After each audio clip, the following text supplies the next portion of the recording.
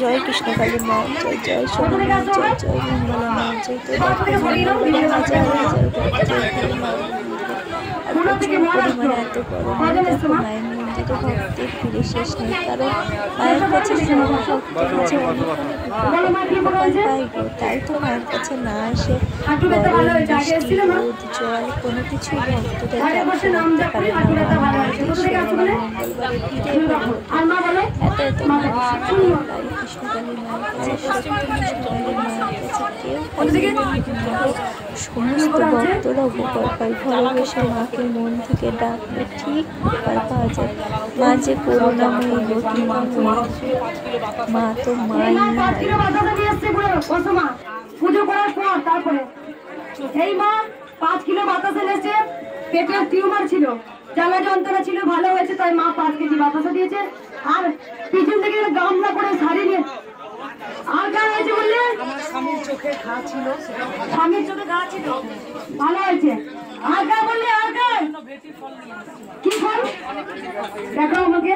স্বামীর চোখে ঘা হয়েছিল, ভালো হয়েছে মায়ের। ঠিক আছে মা, ঠিক আছে। আর কার বললে? আর কার মন উপকার হয়েছে? দাদা নিয়ে এসছো, উপকার হয়েছে তোমাদের? উপকার পেয়েছো?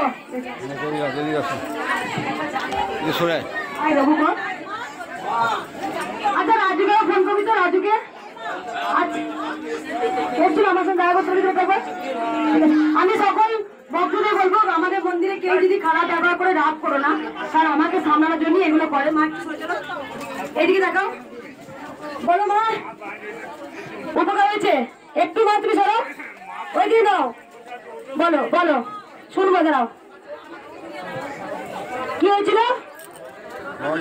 আসাম থেকে এসছে, বাঁ দিকটা একদম পুরো পড়ে গিয়েছিল, চলতে পারতে না।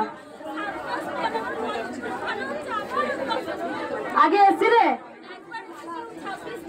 কোথা থেকে আসছো মা? তোমাদের আচ্ছা আসাম থেকে। খুব তাড়াতাড়ি শুনবো, মায়ের দেরি হয়ে যাবে না। আর চুপ করো, চুপ করো। জপ করে, নাম জপ করে। কি নাম জপ করতে মা?